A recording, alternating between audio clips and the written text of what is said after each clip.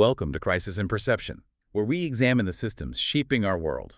Today's going to be a little different. Usually we're down in the weeds looking at, hard economics or geopolitical strategy or the fragility of digital infrastructure. We like concrete things, supply chains, banking protocols, energy grids, things you can map out. Exactly. But today we're looking at a system that exists almost entirely in the imagination.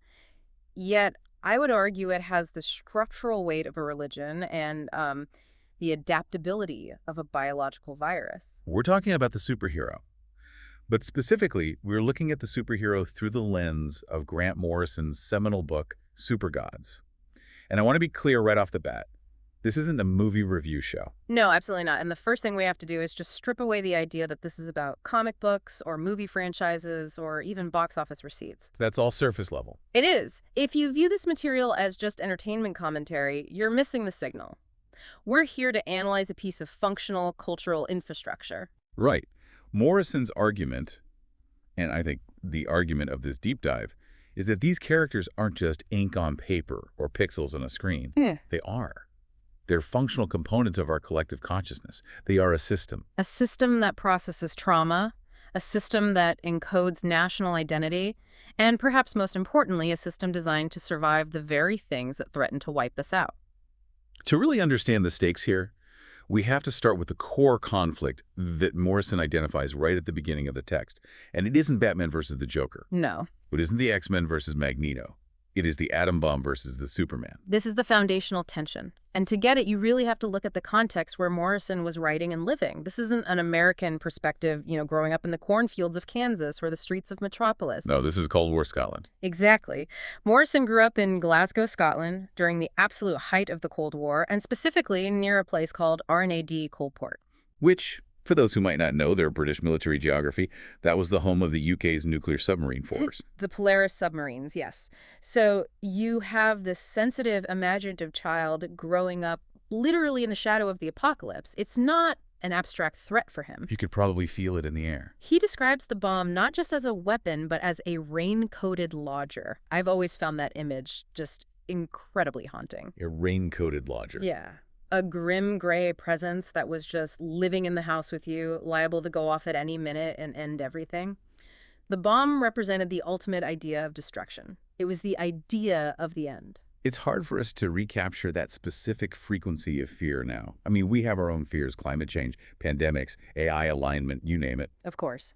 But Morrison talks about trembling in the corner while folk singers were whining about hard rain.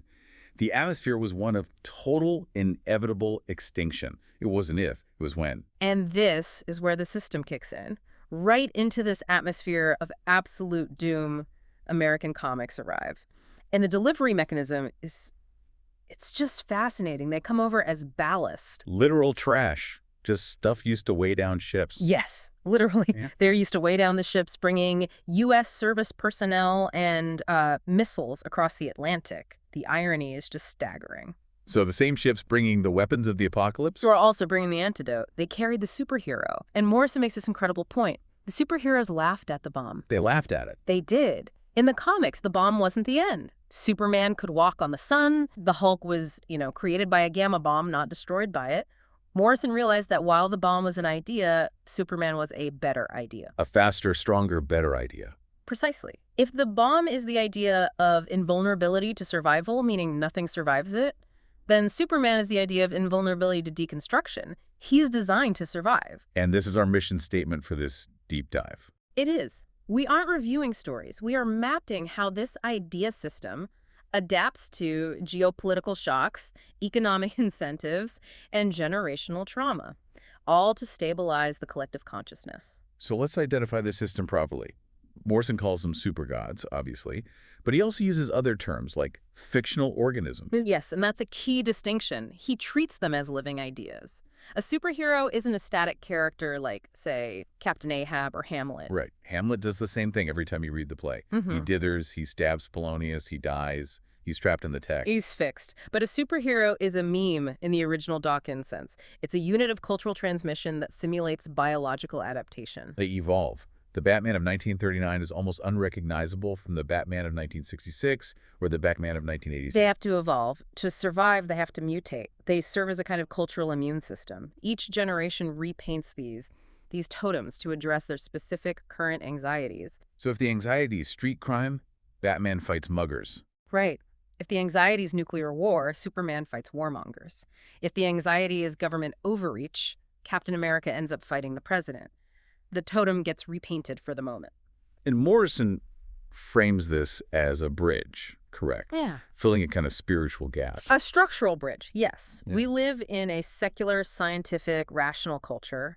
We effectively, we killed the old gods. Nietzsche told us that a long time ago. But the need for them didn't go away. Exactly. The human need for the divine, for the mythic, for the above human, that didn't just vanish because we invented the steam engine. So the superhero system emerged to fill that vacuum. It connects the mundane human experience to the divine, but it does so in a way that's engineered for a society that believes in science, not magic. So they get their origins from lab accidents or genetics, or they're aliens from another planet? Not from angels and demons. It's Right. a sci-fi coating on a very old, very necessary mythic pill. That's a perfect segue into our first historical phase then, the Golden Age. If we're looking at this as design, incentives, outcomes, what was the design of the original Superman in 1938? The design was the socialist strongman. And this is something people often forget because of what Superman became much later. We think of him as the ultimate Boy Scout. Yeah. You know, a friend of the police, a defender of the status quo. Not in the beginning. The original 1938 Superman, created by Jerry Siegel and Joe Shuster, two young Jewish working-class guys from Cleveland, he was an outlaw. He wasn't fighting aliens from outer space. No, he was fighting corrupt politicians, he was fighting wife beaters, he was fighting slumlords. There's a famous early scene where he drags a slumlord to a collapsing tenement and forces him to stay there until he fixes the building. He was throwing slick lobbyists out of windows. Yes, this was the Great Depression. The system was visibly failing regular people. So the design of the hero was a power fantasy for the powerless.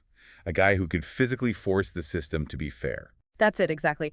Siegel and Schuster were marginalized kids. They didn't have power. So they imagined a being who had absolute power, but used it to protect people just like them. It was a radical, almost socialist critique of 1930s America. But then the incentives changed dramatically. World War II happened. The entire global order shifted. The incentive for the publishers and, for the creators, it shifted from reform the system to defend the nation. The market demand changed. The market demand pivoted entirely toward patriotic unity. You couldn't have your hero fighting the U.S. government or local police when the U.S. government was gearing up to fight Hitler. It was untenable. So the outcome is the super patriot. Correct. The outlaw status is completely stripped away. Superman becomes a deputy of the establishment. You start seeing those famous covers of Superman riding a missile, of very phallic imagery, as Morrison notes, or Captain America literally punching Hitler in the face. It's a total realignment of the character's function, from a domestic reformer to a national champion. It is. The hero becomes a stabilizer. In the chaos of global war, the superhero system provided moral polarity. Good versus evil. Us versus them. It offered heroic clarity when the real world was incredibly messy and terrifying. The socialist strongman was just too divisive for a nation at war. He was. The super patriot was the necessary ballast for that time. Okay, so the war ends, the Golden Age crashes, sales plummet, we enter the 1950s. What's the context here? What's the new pressure on the system? Well, the context is a kind of post-war hangover. The superheroes were seen as wartime figures, and in peacetime, they suddenly seemed irrelevant. Cheesy, even. So other genres took over. Right. Genres like romance, westerns, and especially horror comics became huge, but then you get the big external shock censorship. The Comics Code Authority. Ah, yes, the CCA. Banned gore, horror, anything that questioned authority. Anything unwholesome. And on the geopolitical stage, of course, the Cold War is freezing over. There's this new pervasive anxiety in the air. So how does the design adapt to that, a more censored, more anxious world? The design shifts to what Morrison calls chemicals and lightning. This is the era of science fiction containment. Unpack that for us. Yeah. Science fiction containment. Well, look at the Flash. In the Golden Age, the Flash was basically Mercury, the god. He wore a little tin hat with wings on it. It was very mythic, very magical. Okay. In the Silver Age, the Flash is rebooted as Barry Allen, a police scientist. He gets his powers from a shelf of chemicals being struck by lightning. It's grounded in the lab. And Green Lantern goes from having a magic lamp to being a test pilot who finds an alien power battery. Exactly. The magic is systematically replaced by super science. Morrison calls this the Kennedy Man archetype. These new heroes were rational, scientific, upstanding citizens. They had crew cuts. They had crew cuts, they worked for the government or in labs. They were the absolute opposite of the gloomy existentialism of the Beat generation or the looming irrational fear of the bomb. It feels like they were trying to sanitize the irrationality of the atomic age, put it in a lab coat. Or process it. The main incentive here was atomic anxiety. The bomb was this terrifying radioactive unknown. So the superhero system adapted by suggesting that radiation doesn't just kill you, it might give you superpowers. Right. The Hulk, Spider-Man, the Fantastic Four, they are all children of the atom. They're all birthed from radiation. It's a way of domesticating the fear of the atom. It's a coping mechanism. Instead of getting cancer and dying a horrible death, you get to crawl on walls. Exactly. It transforms the idea of the bomb back into the idea of the hero. It says, we can master this force. And then Marvel added a crucial innovation to that design. Neurosis. Spider-Man. Spider-Man is the perfect example. Before Marvel in the 60s, heroes were these stoic, perfect father figures. But Peter Parker was an anxious teenager. He worried about money. He worried about girls. He had bad luck. That was a market incentive, right? Capturing the adolescent audience. A huge one. They were tapping into that feeling of alienation that was starting to bubble up among young people, that feeling of not fitting into the perfect adult world of the 1950s. But the outcome of the Silver Age wasn't just neurotic teenagers. The scale got much, much bigger. It became cosmic scale and pop art. This is where Morrison talks about the infinite Earths, the multiverse. Which is everywhere in pop culture now. It's the dominant idea. Yeah. But it was revolutionary back then. Completely. The comics started dealing with parallel dimensions, alternate realities, Earth 2, Earth 3, a whole cosmology. Morrison links this directly to the expanding consciousness of the 1960s, the LSD era. Inner space and outer space. Exactly. The inner space of the reader was expanding, so the outer space of the comic universe had to expand to match it. You couldn't just fight bank robbers anymore. You had to fight entities that ate time itself. And then, in the middle of all this cosmic seriousness, you have the Batman TV show with Adam West, which is a complete detour. That's the pop art reaction, the camp detour. You have to remember, by the mid-60s, authority figures were becoming suspect. The counterculture was rising. The square-jawed, earnest hero was starting to look like a joke to the hip generation. So the system decided to get in on the joke. If you can't be taken seriously, be in on the joke. That's a survival strategy. Adam West's Batman was an establishment stooge played for laughs. It was a deeply ironic take. It was a reaction to the rigidity of the Silver Age hero. For sure. But it saved the character in the short term by making him a massive pop culture icon, even if it, stripped him of his dignity for a decade. It was survival mechanism. Laugh with us so you don't laugh at us. So we have the Golden Age order, then the Silver Age sci-fi expansion and camp, and then the mood changes. The whole culture shifts. We enter the Dark Age. The Dark Age is fascinating because it shows how the system mirrors the collapse of social trust. We're moving into the 70s and 80s now. The optimism is gone. The design here is relevance and deconstruction. It starts with relevance. In the early 70s, you have writers like Denny O'Neil and artist Neil Adams. They took Green Lantern, the ultimate space cop, the ultimate establishment figure, and teamed him up with Green Arrow, who was basically a liberal radical. And they sent them on a road trip. A road trip across America. And they started tackling real-world issues. Drugs, poverty, racism, corporate greed. There's that famous, incredible scene where an elderly black man asks Green Lantern, "You've done a lot for the purple skins and the orange skins, but what have you done for the black skins?" That is the pivot point right there. The superhero is being held accountable for the failures of the real world. The incentives had totally shifted. This is post-Vietnam, post-Watergate. Institutional distrust was at an all-time high. The audience was aging, and they were cynical. They demanded realism. They started asking those uncomfortable questions like, why hasn't Superman ended the war in Vietnam? And in this system, in this context, realism meant darker. It meant darker and it meant grittier. You get the grim and gritty feedback loop. Violence equaled sales. The more brutal the story, the better it sold, which encouraged publishers to demand even more brutal stories. And the outcome of this loop was systemic paranoia and the rise of the psychopath hero. Right. And here we have to talk about the twin pillars of the Dark Age, Watchmen and The Dark Knight Returns. These two books changed everything. They absolutely did.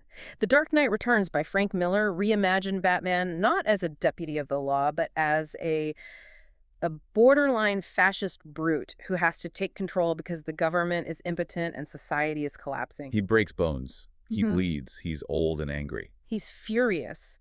And Watchmen by Alan Moore and Dave Gibbons. Well, Watchmen took the entire superhero engine apart to see how it worked and basically found that it was broken. It analyzed the hero as either a fascist, a broken sociopath, or a god who has just lost interest in humanity. Morrison seems to have a pretty complicated relationship with Watchmen. He does. He respects the craft immensely, but he views it as a missionary text. His analogy is of a missionary going to a tribe, pointing out their gauche customs, and forcing them to wear civilized clothes. So he thinks it imposed an alien logic onto the genre. He argues Watchmen bullied the superhero concept into a nervous breakdown. It asked, what kind of person actually puts on a mask and fights crime? And the answer it gave was, someone who is mentally unwell. And this deconstruction, this idea of the broken hero, it gave us the Punisher. The Punisher is the ultimate endpoint of the Dark Age. He is the hero as a serial killer.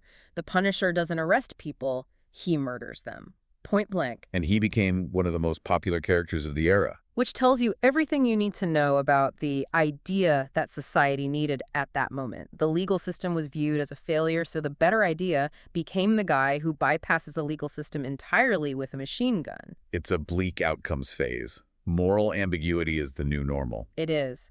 The system had deconstructed itself almost to the point of non-existence. Morrison has this great line, if you pull the wings off the butterfly to see how it flies, you just end up with a dead butterfly. That was the risk of the Dark Age. Which brings us to the Renaissance. The system has to rebuild. It has to put the wings back on. It does. And it starts with what Morrison calls widescreen authority. This is the late 90s, early 2000s, right before the big movie boom. Yes. You had titles like The Authority. The design shifts to proactive supergods. These weren't heroes patrolling the streets for muggers anymore. No, these were gods in orbit, drinking champagne on their satellite. And deciding to take over the world to fix it because the governments were incompetent. It was this benevolent dictator fantasy, but done with a huge blockbuster cinematic style. But then the Renaissance hits a massive geopolitical shock. 9/11. And this is where Morrison talks extensively about the failure of realism. A total system failure. It was. In the immediate aftermath of 9/11, Marvel put out these comics showing superheroes crying at Ground Zero. They had Dr. Doom, a supervillain, a mass murderer, crying. And Morrison points out how absurd this was. Because these are characters who fight Galactus, the devourer of worlds. They stop asteroids. Right. But when a real tragedy happened, the realist approach left them impotent. They were just guys in costumes standing in the rubble. Realism had broken the dream logic that makes them work. So how did the system correct? What was the adaptation? It kind of split into two paths. One path was the Ultimates. This was the superhero as a military-industrial complex asset. Captain America isn't just a patriot. He's a soldier following direct orders. The Hulk is a biological weapon that gets unleashed. It perfectly reflected the post-9/11 security state. But Morrison offered a counter system to that, a different path forward. A completely different path. He wrote All-Star Superman. And this was the conscious reintegration of hope. Morrison looked at the Dark Age, looked at the cynical realism, and just said, this is wrong. The superhero shouldn't be gritty. The superhero is a solar myth. The sun god. Exactly. All-Star Superman was a deliberate attempt to restore that solar myth. A non-ironic, benevolent god figure. He's not angst-ridden. He's not a psychopath. He's emotionally mature. He saves people simply because he can. There's that incredible quiet scene where he saves a suicidal girl just by floating next to her and telling her she's stronger than she thinks she is. No punching, no heat vision, just presence. And that's a move away from deconstruction and back to myth. So why did that happen? What were the incentives pushing the system back towards myth? The incentives changed again. We moved fully into the era of global franchise economics. Disney bought Marvel. Warner Bros. Doubles down on its control of DC. Consolidation. Massive consolidation.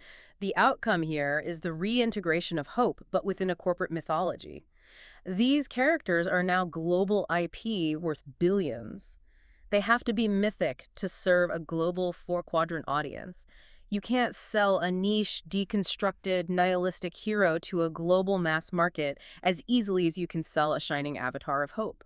So the system self-corrected. It realized that if it stayed dark forever, it would die.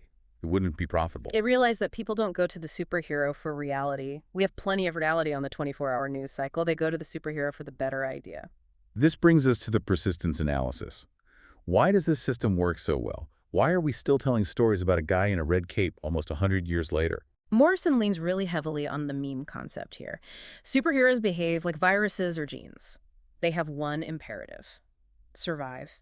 Superman, he says, is invulnerable to deconstruction. Every time you try to break him, he just snaps back into his core shape. And there's this fascinating dynamic Morrison describes between the shamanic creators and the concept farms. It's the central feedback loop. You have the concept farms, the corporations, DC and Marvel. Their job is to maintain the trademarks, keep the logos distinct, keep the merchandise moving. They are the gardeners, tending the property. But they can't create the seeds. Exactly. They need the shamans, the writers and artists to come in and channel the zeitgeist, to have the weird visions, to inject new life into the host organism. So the corporation provides the body, the creator provides the spirit. And sometimes the body rejects the spirit or the spirit burns out the body, but that tension, that push and pull is what keeps the organism alive. The corporation ensures longevity, the shaman ensures relevance. What about the fractal nature of history? This was a really trippy part of the source material. It is. This is pure Morrison. He argues that time in the superhero genre isn't linear, it's recursive.